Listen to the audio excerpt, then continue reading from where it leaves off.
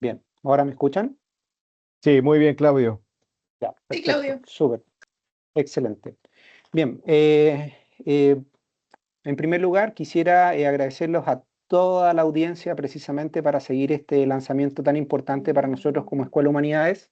A nombre de nuestro director de escuela, aquí está presente, don Eduardo Hoch, el director también de la carrera de Filosofía, Sebastián Buceta, queremos darle la bienvenida al lanzamiento de este libro, ¿no es cierto?, Occidente Imperecedero, la dignidad de la persona como fundamento y destino de nuestra civilización. ¿Sí? En honor al tiempo, voy a hacer una breve presentación, muy breve de hecho, efectivamente, de cuáles son el orden en donde vamos a dar a conocer efectivamente las ponencias, ¿ya? El comentario con respecto a lo que es esta obra, ¿sí? En primer lugar, quiero presentar a Marcela Peredo. Ella es doctora en Derecho, ministra del Tribunal Constitucional de Chile, quien va a ser la primera persona que va a hacer un comentario con respecto a la obra. En segundo lugar, damos la palabra a Raúl Madrid, doctor en Derecho de la Pontificia Universidad Católica, de la misma afiliación académica, que utilizará el segundo turno. En tercer lugar, el profesor Bernardino Bravo Lira, Premio Nacional de Historia y académico de la Universidad de Chile, tendrá el tercer turno. Y finalmente cerrará estas palabras y estos comentarios nuestro director de escuela, señor Eduardo Hoch. Así que de esta manera agradecemos una vez más a todos precisamente por acudir a esta invitación. Estamos muy felices precisamente con una obra muy importante para nosotros como escuela y le damos la palabra directamente a Marcela. Marcela, ¿me escuchas? Sí, perfecto. ¿Me escuchan ustedes a mí? Sí, Muy te bien, escuchamos Marce. Sí, muy bien, perfecto. muy bien. Hola Qué alegría Marcela, muy verte. bienvenida. Muchas gracias. Bueno, primero que todo, agradecer por intermedio de Eduardo, como director de escuela, a toda la universidad por esta invitación. La verdad que para mí es un honor estar con ustedes en el entendido que es un libro que de su lectura se desprende como aquellas cosas que realmente importan, ¿no? Yo en eso pido disculpas porque yo me dedico más bien al derecho, que es parte de las humanidades, pero creo que el libro excede con crece muchas áreas de las humanidades, como la filosofía, la historia, y en eso yo principalmente voy a invitar a leer el libro desde la perspectiva de la dignidad intrínseca del ser humano como Imago Dei, y que creo que eso traspasa la idea de Occidente, por lo menos desde lo que yo pude disfrutar de la lectura del libro. En ese sentido, bueno, yo creo que cuando dice Occidente imperecedero, ya la invitación es clara a identificar un poco la dignidad intrínseca con lo que sea Occidente propiamente tal, ¿no? No sé si tiene que ver con una cuestión geográfica, creo que no, sino con una esencia de lo que significan los valores dentro de nuestra cultura. Y desde esa perspectiva también como ir habitando las cuatro partes que conforman el libro con los diversos autores que van desarrollando estos pasajes por los cuales uno recorre los fundamentos como propios de esa idea de la dignidad humana, ¿no?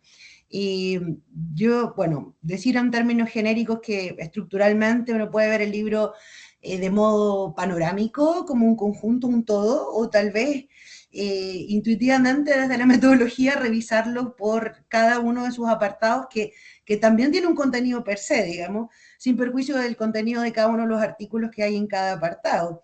Eh, Primero, respecto de los fundamentos originarios de Occidente, como primera invitación, después las moradas del espíritu, la modernidad como tercer capítulo al límite, fatiga y crisis, que es como un llamado a atención, y recomenzar que nos devuelve un poco la esperanza.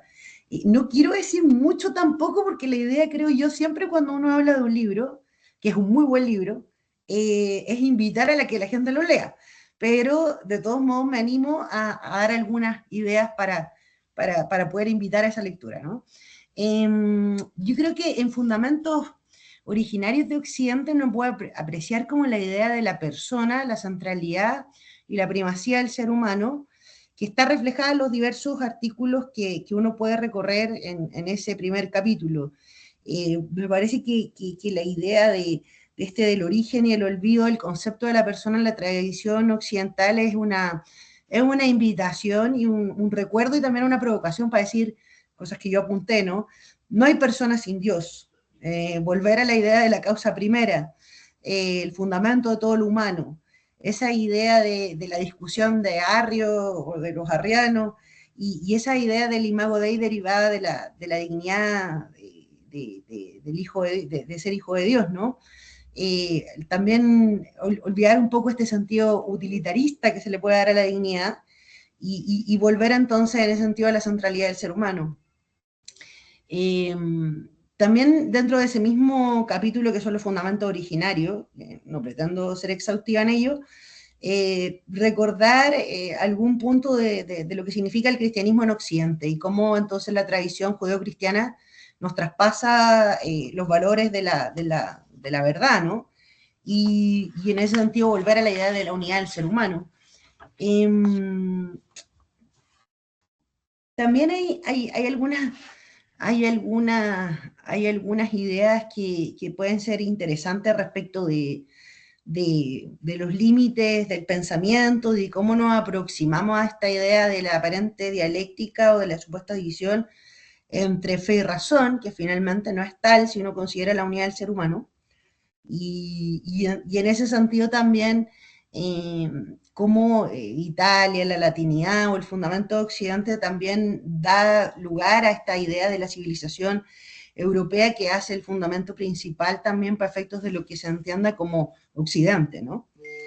Me parece a mí también que dentro de este mismo sentido, es súper rescatable la idea de cuál es el rol de las universidades respecto del ideal humanista. Yo creo que el libro nos vuelve, digamos, a plantear los desafíos que nunca se acaban, sobre todo en materia de educación y de universidades, respecto de la formación integral del ser humano y la idea de esa idea de que la razón obviamente no va a excluir la fe, y ni que son como estas teorías que a uno le toca ver en los juicios a veces de proporcionalidad, como esa idea de un aparente conflicto que no es tal. Y en ese sentido, cómo las universidades están llamadas, y lo decía alguna vez, recuerdo algún discurso del Papa Francisco, a formar a las personas tanto en el espíritu como en el conocimiento propiamente tal. Y entonces a partir de eso, digamos, tener una idea de la reflexión de la universalidad, del respeto mutuo, que va como a partir de los distintos artículos desarrollándose. Y sobre el punto de la fatiga, que lo enuncié un poco, sobre la modernidad límite, fatiga y crisis, bueno, yo creo que hay varias tesis dentro de los mismos artículos. Y yo, para no ser, digamos, muy extensa y solo hacer una invitación en ese sentido, yo creo que hay elementos que son interesantes cuando el profesor Koch dice que hay elementos críticos de la posmodernidad que han debilitado la cultura occidental, como intentando en ese sentido hacer un diagnóstico, ¿no? De delimitar cuáles serían los elementos que hacen que se relativice el sentido de la tradición judeo-cristiana como fundamento de Occidente. Y a partir de eso, la paradoja de la deconstrucción es como una cuestión que finalmente hace que deconstrucción y relativismo rechacen las verdades únicas, digamos. Y en ese pluralismo, que puede ser un pluralismo malentendido, a mi juicio, se generan estas lógicas de falta de autoridad, de lógicas negativas del poder, de las desconfianzas en las instituciones. Por lo tanto, el hiperindividualismo también permea no solo la sociedad, sino que las instituciones, el Estado, etc. Claro, y dicho eso, me parece que ahí también vienen algunas reflexiones bien como difíciles de describir en 10 minutos, sino que solo podría atreverme a decir cuál es el planteamiento en razón de esta idea de la polarización de la política en general, cómo entonces a partir de estas ideas de los desafíos que se plantean en este nuevo orden mundial o en esta, digamos, idea de la deconstrucción del sentido de Occidente propiamente tal, desde sus orígenes hasta cuando el libro ya termina respecto a esta idea de recomenzar. Y lo entretenido del recomenzar, a mí me parece, que está dado porque el nuevo humanismo es una vuelta también al verdadero humanismo, ¿no? Que es como volver a los orígenes, ¿no? El libro en eso me parece que tiene una argumentativa, si uno la mira en términos panorámicos, un tanto circular, más allá de que existen distintos autores, pero a mí me parece que hay una especie de unidad porque el recomenzar parte con un artículo muy bueno, el profesor Buceta, en el cual él explica cuál es la base del bien común en Aristóteles, vuelve a Santo Tomás de Aquino. Entonces me parece que el recomenzar a veces es volver a los orígenes. Eh, por lo menos esa es mi humilde impresión. Es un libro complejo, es un libro que apasiona, y me parece a mí que más allá de las particularidades de cada autor, hay una idea de lo justo, hay una idea de lo que significa la dignidad, hay una idea de cuáles son los valores que sustentan Occidente y cómo eso impregna a la sociedad toda. Y también me parece que en ese sentido tiene muchos niveles de profundidad distintos por las distintas fuentes a las cuales acude, que a veces pueden superar lo que uno puede decir en términos de conocimiento humano, como lo decía algún artículo ahí. Y solo quisiera, para terminar, y agradeciendo mucho la invitación, realmente fue un lujo poder en estos días medio tensos leer este tipo de libros. Eh, Volver a la idea a lo mejor del Papa León XIV, ¿no? En la encíclica Magnífica Humanitas, a propósito del contexto del libro, y que en el fondo, a propósito de la paradoja de Occidente o la sobreidentificación con la razón, yo volvería a las palabras del Papa León, en el entendido de que podemos, a partir de la guía o de los desafíos que vienen, no olvidar que por mucho que exista esta velocidad, una especie de inteligencia o algo por el estilo, la centralidad del ser humano habita en su dignidad intrínseca y en esa razón que también habita en el espíritu. Eso, muchas gracias.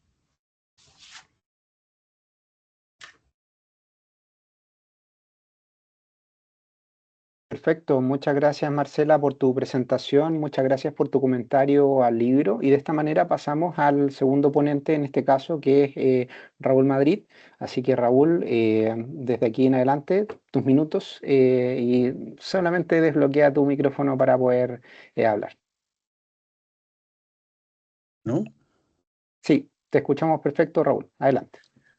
Bueno, muy bien, muchas gracias. En primer lugar, por la invitación a participar en este acto académico, que yo creo que va a traer muy buenas consecuencias la publicación de este libro, porque la verdad es que contiene textos que son muy interesantes y además me parece muy apropiado para el momento en que estamos viviendo.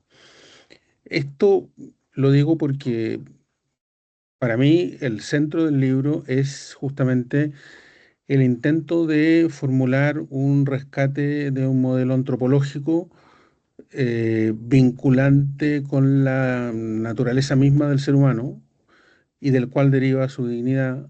Y también, coincidentalmente, es lo mismo que hace la encíclica del Papa, que como lo mencionaba Marcela hace un momento, el Papa también intenta hacer una recuperación de un modelo antropológico ante una circunstancia ocasional o epocal que lo requiere, ¿no? Porque hay momentos en que hay cosas que se han dicho muchas veces en la historia de la filosofía o en la historia del pensamiento, pero que las circunstancias hacen necesario que se vuelvan a decir y que se vuelvan a decir con una capacidad de hacerse cargo de esas circunstancias. Entonces, yo creo que eso es el sentido de este texto que, por lo tanto, ofrece, me parece, una buena oportunidad para reflexionar.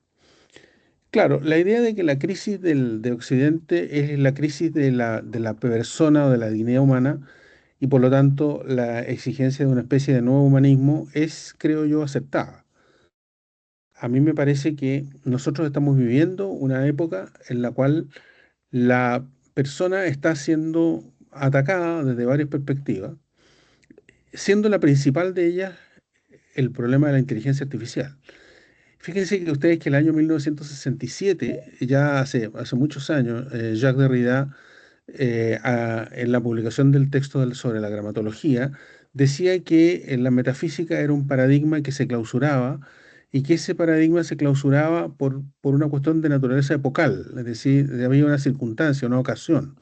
Y esa ocasión, dice Derrida, es la teletecnología, es la tecnología, ¿no?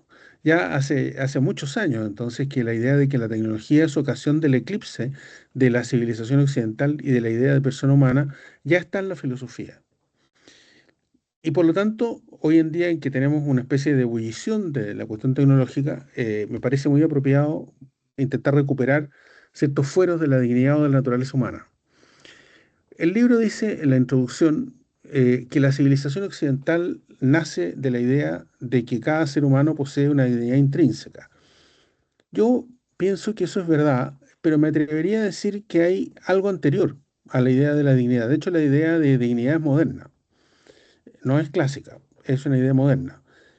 Y la idea anterior, o sea, la idea que funda el pensamiento occidental, no es la idea de dignidad, sino que es la idea de naturaleza, ¿no? El concepto que podríamos decir hace el cambio del modelo teológico mítico al modelo filosófico con los milesios es la idea de naturaleza. ¿Y qué es la naturaleza? Bueno, no es el momento de desarrollarlo en extenso, pero Heidegger dice una cosa muy interesante. Dice que la naturaleza no es aquello que se mueve, ni es el movimiento, sino que es aquello que se hace presente en el movimiento.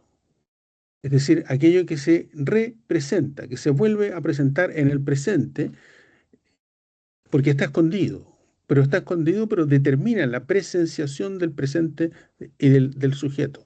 Entonces, esa idea de que la realidad opera según reglas y que las reglas se pueden predecir, es lo que constituye Occidente, ¿no? Porque eso es lo que permite la definición, y la definición es justamente el poner límites a un concepto. Entonces, la idea principal de Occidente, del Occidente clásico, es la idea de naturaleza. Lo que pasa es que la idea de la dignidad humana se vincula con la idea de naturaleza porque hay un momento en que se concluye que el ser humano también tiene una naturaleza y que esa naturaleza tiene un conjunto de condiciones que son excepcionales, ¿no? ¿Cuáles son esas condiciones excepcionales? Todas son funciones de orden espiritual. O sea, si nosotros vamos a hablar de la excepcionalidad humana, podemos decir que esa excepcionalidad tiene dos fundamentos. Tiene un fundamento natural y un fundamento trascendental, o trascendente, mejor, no, para no confundirnos con la idea kantiana. El fundamento natural es justamente su carácter espiritual, como lo pone de manifiesto la filosofía medieval, especialmente Tomás de Aquino. Es decir, el ser humano tiene una mente que opera con independencia de la materia. Y eso le permite afirmar que el ser humano tiene un principio espiritual que lo hace diferente al resto de la creación, por completo. Entonces, la dignidad es una especie de valor que se funda en esta condición espiritual que proviene de la idea de naturaleza. Si a esto le agregamos nosotros que existe un segundo fundamento de orden trascendental, que es justamente la idea de que el hombre es creado a imagen y semejanza de Dios, y por lo tanto la idea de persona aplicada al ser humano está tomada de la trascendencia de la persona de Dios. Entonces hay una imagen, es un símbolo de Dios, pero es un símbolo que es al mismo tiempo un signo vivo, ¿no? Es un signo corpóreo de una realidad espiritual presente en el ser humano. De ahí la definición de Boecio, de la racionalidad, pero también de esta especie de filiación divina que le permite entonces abrirse a lo trascendente. Entonces, todo esto es lo que configura una noción de persona que es, creo yo, imperecedera, porque es tan imperecedera como su condición o su fundamento espiritual. El fundamento espiritual es lo que nos permite entonces decir que el ser humano tiene una excepcionalidad completa y radicalmente distinta respecto de todo el resto de las criaturas corpóreas que nosotros vemos en el mundo, entendiendo por mundo el orden o el horizonte de la experiencia. Entonces, para poder hablar, creo yo, de que hay una dignidad, tenemos que decir primero que esa dignidad se funda en un modo de ser permanente, y ese modo de ser permanente es la espiritualidad. Ahora, creo que el libro, no, yo no voy a entrar a hablar de ningún capítulo en particular porque son muchos y claramente no me alcanza el tiempo. pero créanme que lo revisé con mucho entusiasmo y me parece también acertada la idea de que el Occidente ha ido erosionando esta noción de persona por concepciones que son fragmentarias, ¿no? Eh, yo creo que esa fragmentación se ha ido haciendo de a poco.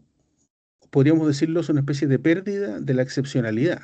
¿Cómo hemos perdido la excepcionalidad? Bueno, la modernidad pone un énfasis, ¿no?, en lo subjetivo, ¿no? Cuando pensamos, por ejemplo, en pensadores como Pico de la Mirándola, ¿no?, cuando habla de la dignidad humana, parece un posmoderno. O sea, podría, si usted me tapa el título y yo lo leo, yo podría decir que es Foucault, ¿no? En algunas partes, por supuesto, no en todo, pero claro, cuando dice que habla sobre la libertad personal, la configuración del yo y todo eso, no lo dice con palabras de su época, pero está diciendo lo mismo que se dice en el mundo posmoderno. O sea, hay aquí, por lo tanto, una especie de reducción de lo personal a lo subjetivo. De ahí viene, por ejemplo, el cambio de los modelos principales en la sociedad, del héroe al santo y del santo al genio, ¿no?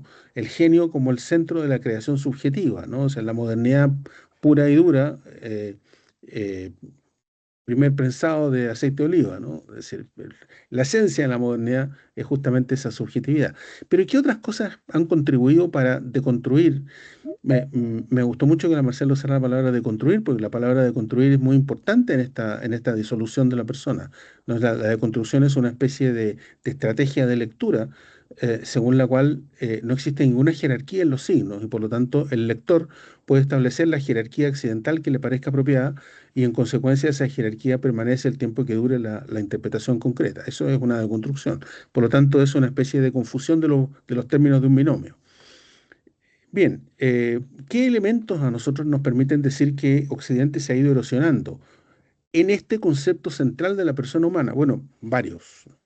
Por ejemplo, Darwin, ¿no? Darwin, la idea de que el hombre no tiene una excepcionalidad espiritual, sino que es igual que el resto de los monos y que por lo tanto no tiene la materia, el espíritu sería un epifenómeno de la materia, es una manera bastante contundente de igualar las condiciones del tablero que estamos discutiendo. Pero esto ha sido, podría decirse, obra de la segunda mitad del siglo XX. La segunda mitad del siglo XX, con la posmodernidad especialmente, ha conseguido quitarle la excepcionalidad al ser humano mediante la confusión de dos conceptos que son el concepto del sujeto y el concepto de cosa, ¿no? Como cosa, como lo opuesto al sujeto. Nosotros teníamos claro la diferencia entre el sujeto y la cosa, en términos clásicos, en términos modernos hasta ciertos puntos también. Pero a partir de la modernidad, de la posmodernidad, perdón, empieza a surgir una especie de erosión de las fronteras del concepto de sujeto, ya sea hacia arriba como hacia abajo. ¿No? Hacia abajo, por ejemplo, borrando las diferencias entre lo animal y lo humano, ¿no? Empezando a hablar sobre, por ejemplo, la inteligencia del animal, ¿no? Como si los animales tuvieran inteligencia en sentido abstracto. Esto está ayudado por la tecnología también, ¿no? Por ejemplo, no sé, la confusión de los órganos, la creación de piel, por ejemplo, ¿no? La creación de órganos humanos en tres dimensiones, etcétera. Y por arriba, la deconstrucción del ser humano opera a través de teorías como, por ejemplo, el transhumanismo o el posthumanismo, por el cual nosotros podemos llegar a afirmar que el ser humano no solamente va a perder su naturaleza, es decir, que va a pasar a ser una especie distinta, sino que además podemos decir que cabría incluso la posibilidad de que la mente humana pudiera ser escaneada en el cerebro, puesto que estos autores consideran que el cerebro es la mente, y por lo tanto la mente humana, es decir, la persona humana, la conciencia, que es el misterio mayor de la creación, pudiera ser subida a la nube, de tal manera que las personas pudieran vivir eternamente en una nube informática. Entonces, todos estos elementos nos ayudan a deconstruir, es decir, a borrar los límites, los bordes de la persona humana. Entonces, ¿por qué el hombre está amenazado hoy en día? Porque ya he dicho varias cosas que son amenazantes para la condición humana. Pero ¿cuál es hoy día la amenaza mayor? ¿El transhumanismo? ¿Los derechos de los animales? ¿Los derechos de la naturaleza? ¿Cuál es el verdadero problema hoy en día? A mí me parece que el verdadero problema para el cual el libro viene a ser un elemento muy útil de reflexión, el verdadero problema es la inteligencia artificial. Hoy en día nuestro problema es la inteligencia artificial. ¿Por qué? Porque la inteligencia artificial se ha convertido en la mediación de la experiencia de todas las personas. Es decir, la experiencia de las personas está siendo mediada progresivamente por la máquina. Y eso significa que el horizonte hermenéutico, el horizonte de significado de los sujetos empieza a ser, por lo tanto, oscurecido por la gestión del algoritmo. Lo digo de otra manera, la inteligencia artificial general, sobre todo la general, que todavía no la tenemos, pero que según Kurzweil, por ejemplo, estará presente dentro de 2 años, la inteligencia artificial general podría ser presentada como la estructura más poderosa jamás creada para instrumentalizar, administrar, predecir o reemplazar las actividades humanas. Ustedes me dirán, ¿pero cómo? Bueno, es que realmente nosotros no sabemos lo que es la inteligencia artificial general. Solamente podemos decir que no es una inteligencia artificial especializada, ¿no? Como por ejemplo las que juegan ajedrez o las que abren la puerta de la casa o las que contestan en los chats de los modelos de lenguaje que usamos todos nosotros frecuentemente. La inteligencia artificial general es una inteligencia no especializada, como una especie de célula madre. Las células madres se pueden transformar teóricamente en cualquier órgano del cuerpo porque se pueden especializar. Una inteligencia general no está especializada y por lo tanto podría hacer varias cosas raras, como por ejemplo eh, tener alguna forma de conciencia, como por ejemplo, por lo tanto, imitar al ser humano. ¿Qué pasa con la dignidad humana cuando resulta que la máquina lo puede imitar? Hoy en día tenemos un problema grave, porque si bien es cierto, podemos afirmar desde el punto de vista teórico que las máquinas no imitan al ser humano, desde el punto de vista práctico sí lo hacen. Y este es un problema para el derecho, fundamentalmente porque el derecho opera con las realidades exteriores. Entonces, si usted tiene una máquina que imita al ser humano completamente, entonces, ¿por qué no le da derechos? ¿No? ¿Por qué no lo considera sujeto de derechos? Bien, entonces, como decía, hay varias maneras de que la inteligencia artificial puede hacer esto, ¿no? Una de ellas es teniendo alguna forma de conciencia. Otra de ellas es, por ejemplo, resolviendo problemas científicos que la humanidad no haya podido resolver, que ya lo está haciendo. Y otra más, por ejemplo, puede ser o sería eh, la posibilidad de mejorarse a sí misma. Nosotros no podemos mejorarnos a nosotros mismos en el nivel en que podría hacerlo la inteligencia artificial. Nosotros podemos hacer una terapéutica sobre nosotros mismos. El transhumanismo pretende hacer una mejora radical, pero ¿es posible esa mejora radical? No lo sabemos. Sin embargo, las máquinas sí se pueden mejorar a sí mismas.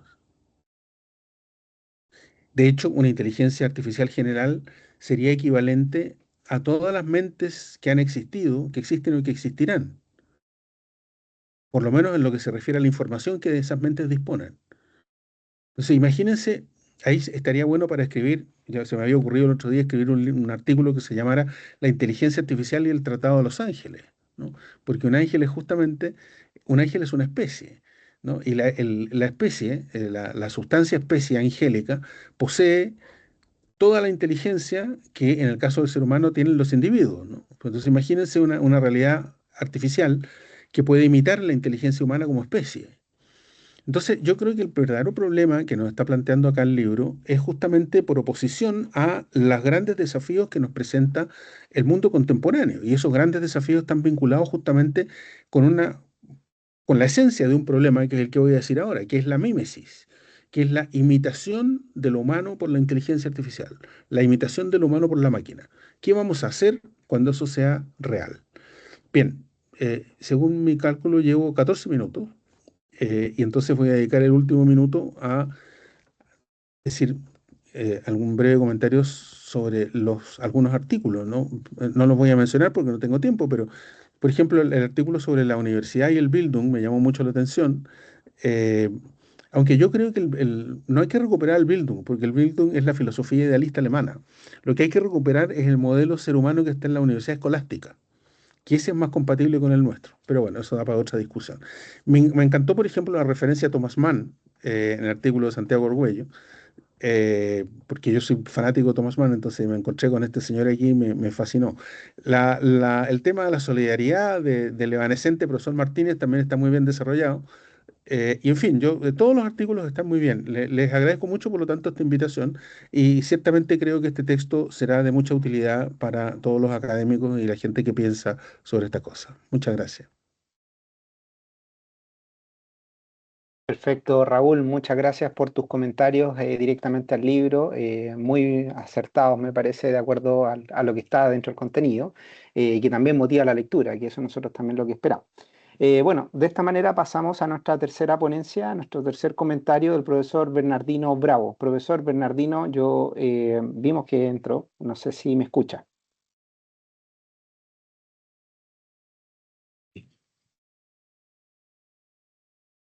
¿Puedo comenzar? Profesor.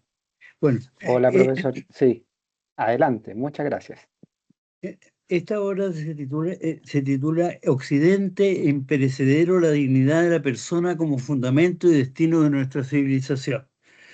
Recientemente apareció en el año 2026, o sea, es una gran novedad. Ahora, puesto a resumirla, podemos decir que es como un abanico. Su punto de partida es la perplejidad reinante actualmente en el mundo, de la cual no nos podemos desentender. Ese es el tema enunciado en el título de esta recensión. No podemos entrar en detalle ni tampoco comentarlo. Nos tenemos que contentar con presentar la ventaja de la historia de Occidente. Y ese creo que es el objetivo y el contenido fundamental de esta obra. Como se dice en el título, se trata de algo imperecedero, por lo que vale la pena sumirse en ella. La culminación de esta obra es la reciente inauguración del Templo de la Sagrada Familia en Barcelona por el Papa León XIV, algo asombroso. Según Elena Irarrázaval, esta obra me quitaste. La Sagrada Familia llega a su etapa final en los desafíos y las controversias. Por lo tanto, yo diría que no podemos encontrar un tema más actual que el que se nos presenta ahora. Dentro de este contexto, adquiere pleno sentido la publicación de esta obra. La dignidad de la persona como fundamento y destino de la civilización, obra colectiva coordinada por Eduardo Hodge Dupré y publicada por la Universidad Gabriela Mistral en 2026. Desde su mismo título, el volumen anuncia una tesis de considerable alcance intelectual. La expresión Occidente imperecedero no pretende sostener que las formas políticas, económicas o culturales propias de la civilización occidental permanezcan inmutables a través del tiempo. Muy por el contrario, el libro reconoce la profunda transformación que ha experimentado Occidente a lo largo de los siglos. Ese es prácticamente, digamos, el punto de partida y el contenido fundamental. Lo que afirma como imperecedero no son sus estructuras contingentes, sino aquello que constituye el núcleo permanente, la convicción de que toda organización social legítima debe reconocer en la persona humana su fundamento y su destino. Eso prácticamente sería el resumen apretado, pero concreto de este texto.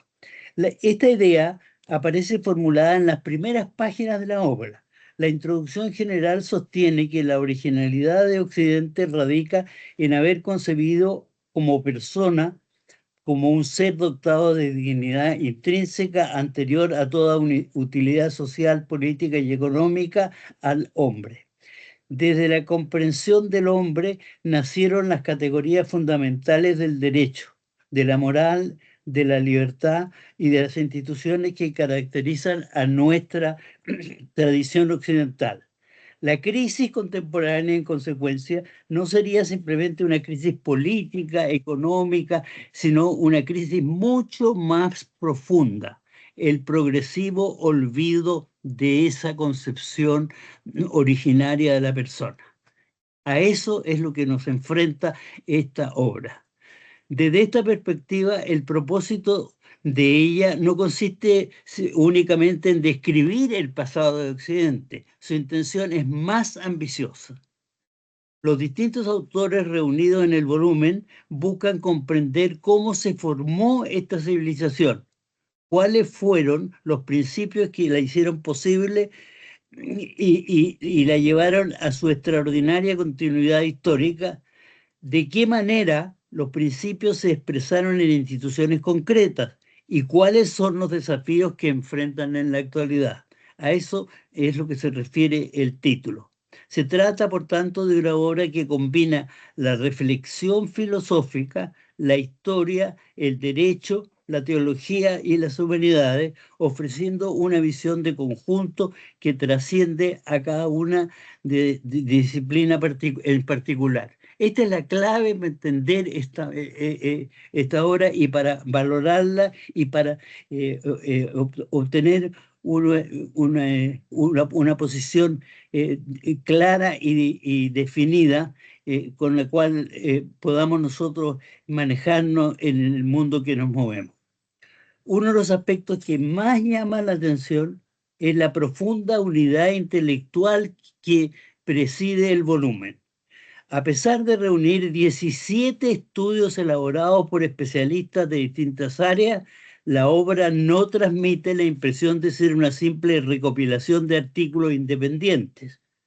Por el contrario, existe a la vista en ella un hilo conductor cuidadosamente construido que permite comprender cada contribución como parte de una reflexión común.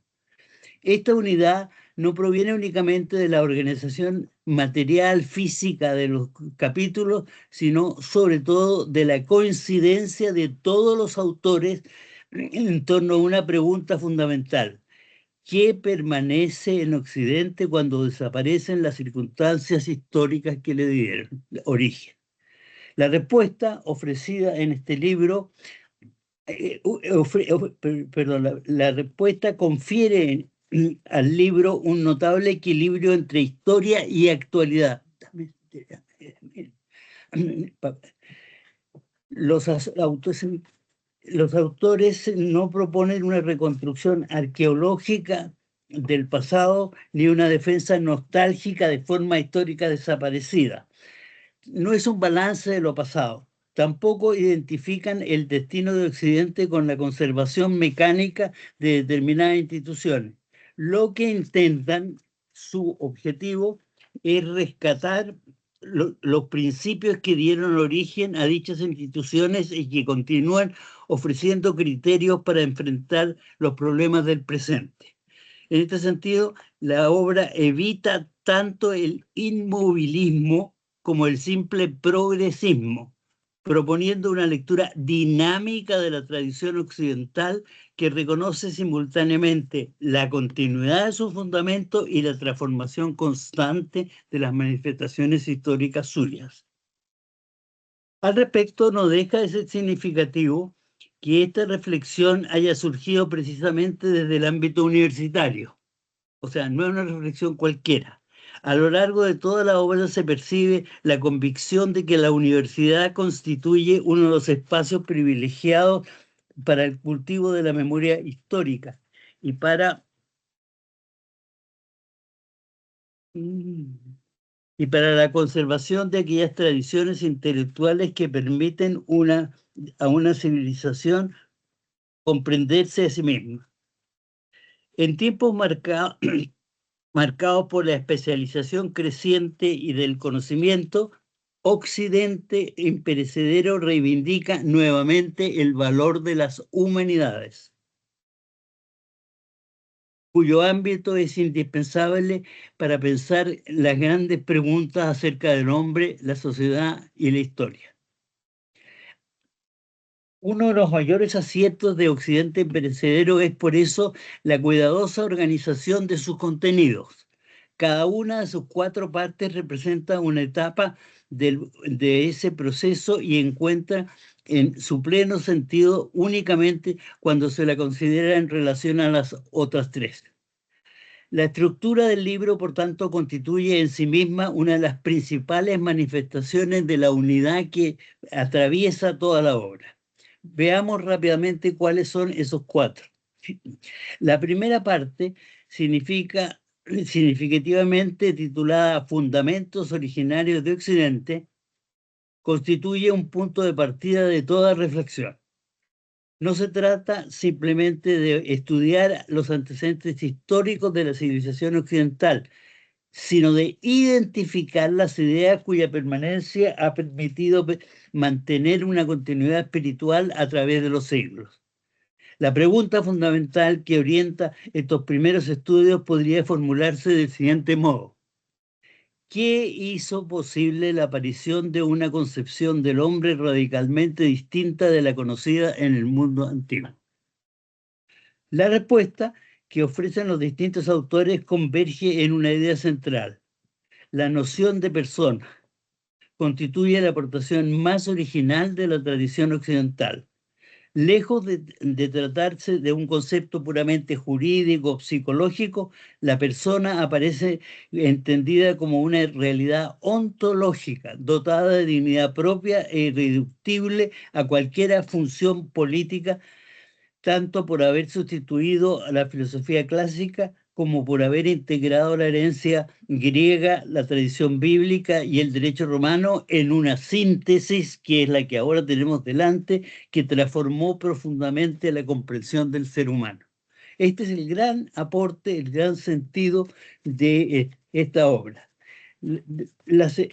Si vemos ahora la segunda parte, si la primera parte explica el nacimiento de los principios, la segunda parte muestra el proceso mediante el cual esos principios se transforman en instituciones concretas. O sea, bajo el sugerente título Las moradas del espíritu, instituciones y formas de la vida común, el libro desarrolla una de las intuiciones más originales. Las grandes ideas no solo adquieren verdadera permanencia cuando logran encarnarse en instituciones capaces de transmitirla a través del tiempo. No son ideas que en el aire, sino que están consolidadas en el tiempo. Esta perspectiva ya posee una eminente dimensión histórica. Ninguna civilización sobrevive únicamente mediante la conservación de doctrinas abstractas. La continuidad cultural depende de la existencia de estructuras que permitan educar, juzgar, gobernar, investigar y transmitir el conocimiento. Por ello, el derecho, la universidad, la vida intelectual, la cultura e incluso determinadas manifestaciones simbólicas aparecen estudiadas como expresiones visibles de una determinada antropología. Resulta particularmente interesante que el volumen incorpore también manifestaciones culturales aparentemente alejadas de las construcciones filosóficas, como ocurre con el ensayo dedicado al vino.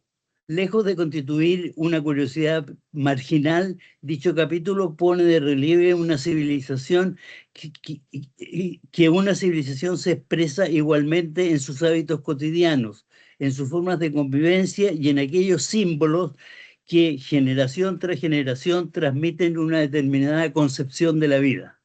La cultura occidental aparece así como una realidad integral donde instituciones, costumbres, arte y pensamiento participan de una misma tradición.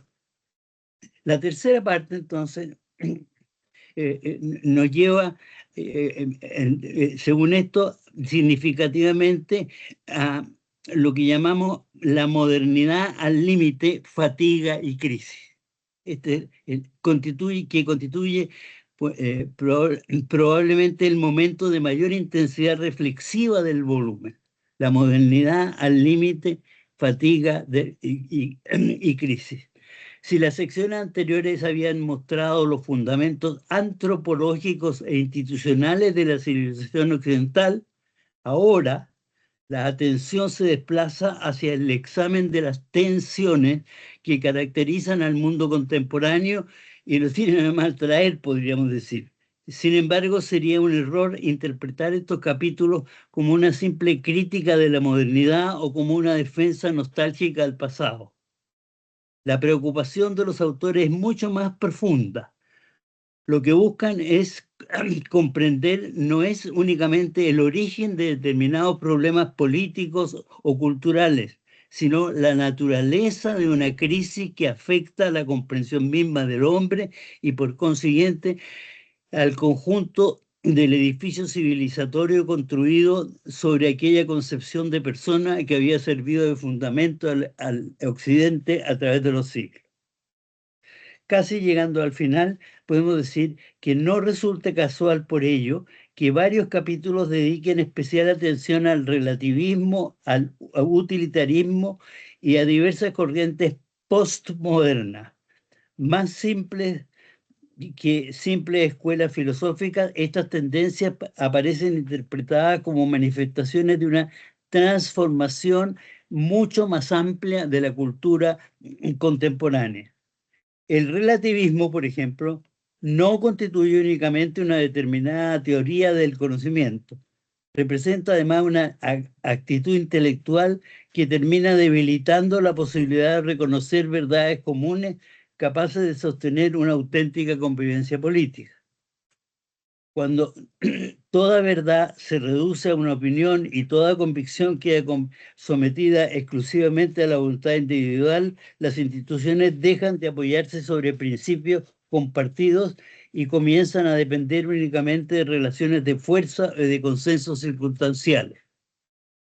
Del mismo modo, el predominio creciente de una racionalidad puramente técnica ocupa un lugar importante del diagnóstico desarrollado por el volumen. Los extraordinarios avances científicos y tecnológicos de las últimas décadas han transformado profundamente las condiciones materiales de existencia. Sin embargo, el libro advierte que dichos progresos no bastan por sí solos para responder a las preguntas fundamentales acerca del sentido de la vida, de la justicia y del bien común. Cuando la técnica pretende sustituir a la filosofía, al derecho y a la ética, termina produciendo una reducción del hombre a dimensiones meramente funcionales. La persona corre el riesgo de convertirse en un objeto de administración, de cálculo, de eficiencia, olvidándose precisamente de aquello que la obra considera imperecedero, su dignidad. Especial interés reviste por eso el hecho de que esta propuesta no adopte un carácter meramente teórico. Los autores insisten en que toda renovación auténtica exige fortalecer aquellas instituciones capaces de transmitir una determinada concepción del hombre a las generaciones futuras. Aquí está la clave. La universidad, la familia, el derecho, la cultura y las comunidades intermedias reaparecen como ámbitos privilegiados donde puede desarrollarse el nuevo humanismo que no renuncia a la racionalidad, pero que tampoco olvida la dimensión moral y espiritual de la existencia humana. La defensa de la persona no constituye, por consiguiente, un ideal abstracto, sino una tarea histórica que compromete al funcionamiento mismo de las instituciones. Podemos concluir desde esta perspectiva de la historia del derecho. El libro posee además un interés especial por cuanto recuerda que las instituciones jurídicas nunca son simples construcciones técnicas. El derecho aparece constantemente vinculado a una determinada concepción del hombre y de la justicia. En consecuencia, toda transformación profunda de la antropología termina repercutiendo inevitablemente sobre el orden jurídico y político.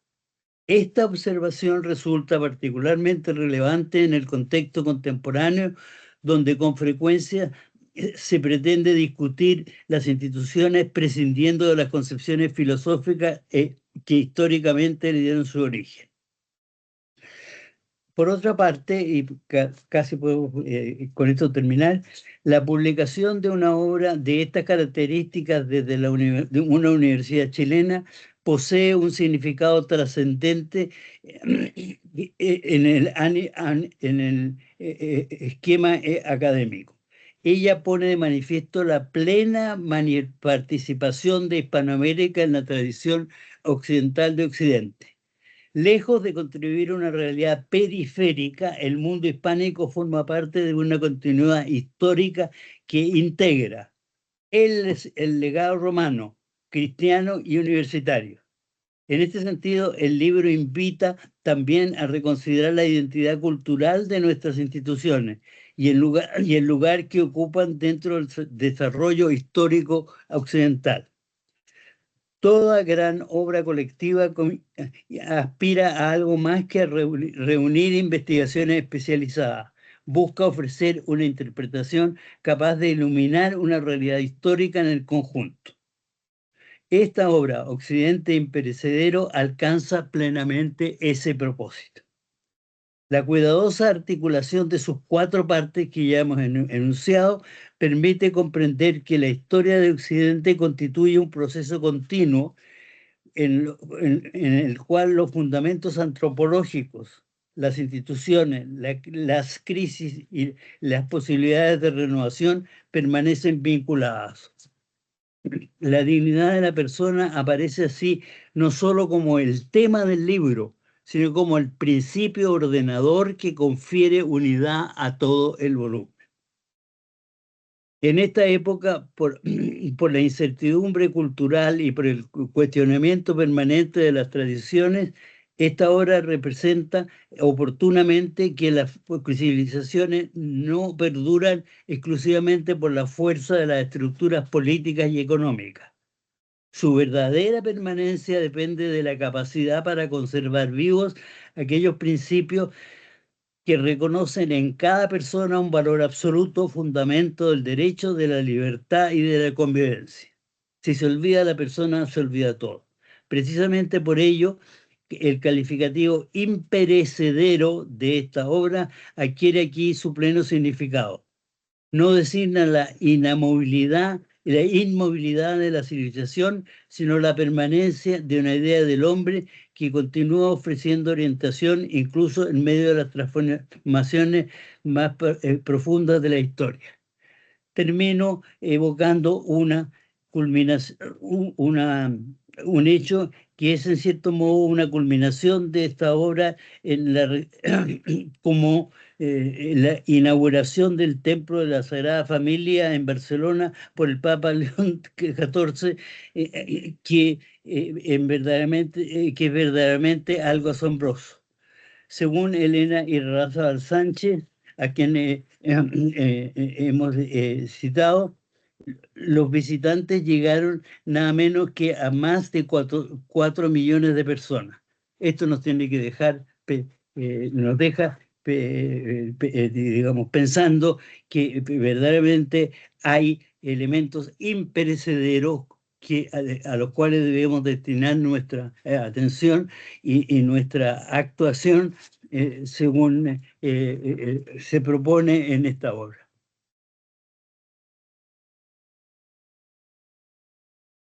Perfecto, muchas gracias Bernardino respecto a tus palabras y respecto también a su comentario con respecto a lo que es el libro Occidente Imperecedero. Estamos viendo que estamos llegando al final, por lo tanto, muy brevemente, me parece que el director de escuela quiere dedicarse, ¿no es cierto?, dirigirse directamente al público, así que Eduardo, te dejo para el cierre de este evento.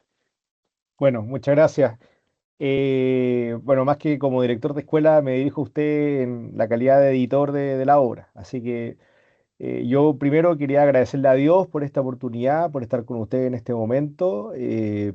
Agradecerle a Dios también por haber llegado al fin de este trabajo que fue arduo, que fue intenso, que fue, bueno, muy enriquecedor porque uno como editor aprende un montón de cosas que de verdad ignoraba o las veía más bien alejadas. Yo vengo del mundo de la relación internacional, entonces, claro, cuando de pronto me aparecían los filósofos, los teólogos, qué sé yo, tanta cosa interesante, de verdad que me tocó aprender muchísimo y eso que de verdad que es para agradecer, ¿no? Lo segundo, le quiero agradecer a Marcela, en primer lugar, por su presentación, a Raúl también, por la suya, y también Bernardino, tenerlo a ustedes tres en nuestra escuela, en nuestra universidad, de verdad que ha sido un lujo no solo académico, sino que también humano, y eso de verdad que es digno de agradecer. Agradecerle a los 16 autores que participaron en esta obra.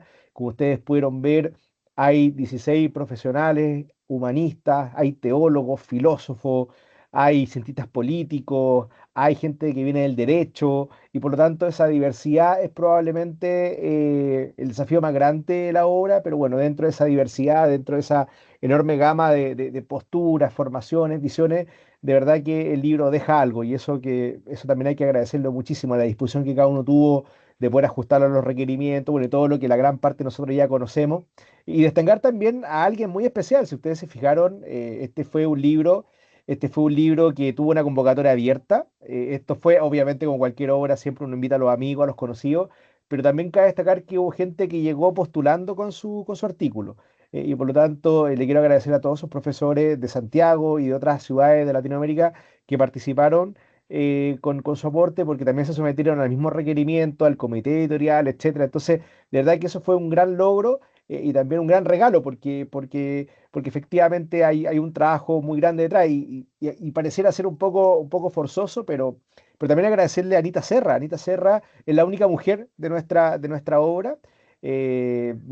Prácticamente no nos llegaron artículos de mujeres, y el trabajo que ella hizo, ella está pronta a graduarse de nuestra escuela como filósofa. De verdad que es un gran aporte, un gran trabajo, así que bueno saber que las mujeres poco a poco se están metiendo en el sistema de las humanidades, y como bien lo decía Raúl también y Bernardino, la humanidad están cobrando fuerza, y este es el momento, digamos, de poder reivindicarla, fortalecerla, y ojalá que estos espacios sirvan para incentivar a todo el mundo, hombres y mujeres, para que puedan entusiasmarse con estas áreas del saber que son tan hermosas, ¿no? Y finalmente agradecerle a mi equipo, a Claudio, a Sebastián, a Javier, a Dagmar, porque obviamente sin ellos esto probablemente tampoco hubiese salido. Esto tenía dos o tres objetivos, diría yo, y con esto voy a terminar. En primer lugar, enaltecer a la cultura occidental. Como bien sabemos, la cultura occidental no es perfecta, tiene sus tensiones, sus contradicciones, ¿no es cierto? Sus conflictos internos, ¿no es cierto? Pero aún así creemos que la cultura occidental tiene algo muy importante,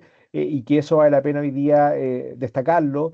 Ponerlo sobre relieve, sobre todo en un contexto en el que todo apunta a una crítica sistemática a sus instituciones, a su cultura, a su historia, etcétera, etcétera, etcétera, como bien lo señaló Marcelo. El segundo objetivo, de alguna u otra manera, demostrar que la Escuela de Humanidad de la Universidad Gabriela Mistral tiene historia, y en ese sentido, con cerca de 40 años formando humanistas para Chile, que parece como un eslogan así de campaña. No, la verdad es que esto también apuntó a darle un homenaje muy importante al profesor Julio Retamal, ¿no es cierto?, a quien no tuve el privilegio de conocer, pero sí conocer su obra, y efectivamente él nos dejó una responsabilidad de seguir reivindicando el valor de la cultura occidental, y por lo tanto creo que esta obra justo coincidió con su muerte. En verdad, nosotros queríamos hacer un trabajo de reivindicación, ¿no es cierto?, de su figura, de su trabajo, y justo coincidió con su muerte. Entonces también eso nos permite elevar al cielo, ojalá, este agradecimiento a él, porque de alguna forma generó una escuela, generó una forma de mirar Occidente que vale la pena resaltar. Y en tercer lugar, también decirle a nuestros estudiantes, no solo a nuestros estudiantes de licenciaturas, ¿no es cierto?, a los alumnos nuestros de la Universidad Carlos Mistral, sino que también a los humanistas en general, ¿no es cierto?, de decirle, oye, estamos viendo una época compleja, no perdamos la esperanza, y tratemos de llevar las humanidades a todos los rincones, y por eso una de nuestras condiciones importantes era que este libro se pudiera descargar gratuitamente, para que efectivamente todas las personas lo pudieran leer, revisar, criticar, observar, y eso es un poquito lo que hemos hecho en esta instancia. Así que yo simplemente quería cerrar con reiterar mi agradecimiento a cada uno de ustedes por acompañarnos en este momento, especialmente a ti, Marcela. Sabemos que tiene una agenda muy apretada, a ti también, Raúl, muy agradecido, y Bernardino, sabemos que el tiempo de ustedes es muy valioso, y de verdad que les quiero agradecer, porque para nosotros, de verdad que tenerlo en este momento ha sido muy, muy importante. Le ha dado mucha relevancia a nuestra escuela, y la presencia de ustedes también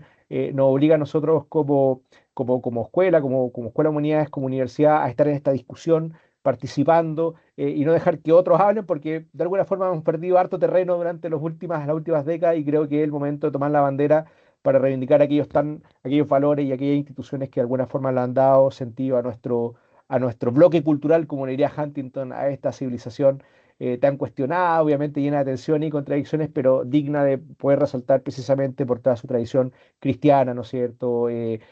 Romana y también todo lo que tiene que ver con la tradición griega, ¿no es cierto? Aristotélica, etcétera. Así que de verdad que estoy muy agradecido nuevamente y ahí les copié en el chat, ¿no es cierto? El link para que puedan descargar el libro cuando ustedes estimen conveniente. Si se lo quieren compartir a mucha gente, lo pueden descargar gratuitamente y qué mejor, ¿vale?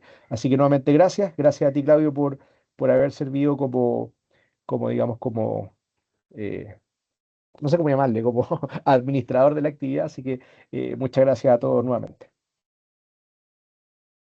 Perfecto, muchas gracias. Con estas palabras del coordinador de la obra, Eduardo Hodge, damos fin a la actividad. Así que muchas gracias. Sigan atentos también a todas las actividades que tenemos como escuela. Tenemos un montón de presentaciones, congresos, así que de todas maneras están todos invitados. Por lo pronto, un próximo congreso también de Historia desde las Humanidades, el Oye, Claudio, 25 y 26 de agosto. Sí, adelante. ¿me permites decir una cosa? Sí, por Sí, supuesto. adelante. Mira, nosotros tenemos en el 26 al 28 de octubre, se va a organizar, estoy organizando yo, de hecho, en la Facultad de Derecho, la Pontificia, las Jornadas Internacionales de Derecho Natural, jornada número 18. El tema va a ser el derecho a la libertad de expresión en el mundo digital, por si alguno de ustedes quisiera estar o participar. Viene gente bien importante porque tenemos participación de varias universidades norteamericanas y algunos profesores de Europa también vienen como ponentes. Entonces puede ser un momento interesante de encuentro. Teniendo en cuenta que estamos todos en Santiago, es súper fácil, ¿no? Venir. Yo les voy a mandar después la convocatoria de comunicaciones y el save the date para que lo tengan presente, pero que ojalá se interesen ustedes y las personas que nos están escuchando. Muchas gracias, Raúl. Nosotros nos comprometemos a difundir entre nuestros estudiantes, nuestros profesores, en la comunidad. Así que, de verdad que muchas gracias por esa invitación. ¿Mm? Estupendo. Un abrazo y gracias. Muchas gracias a ti, Perfecto. muchas gracias. Un abrazo a Muchas cada uno de gracias. ustedes. Un Que abrazo. estén Chao. muy bien. Muchas Chao. gracias. Chao, chao.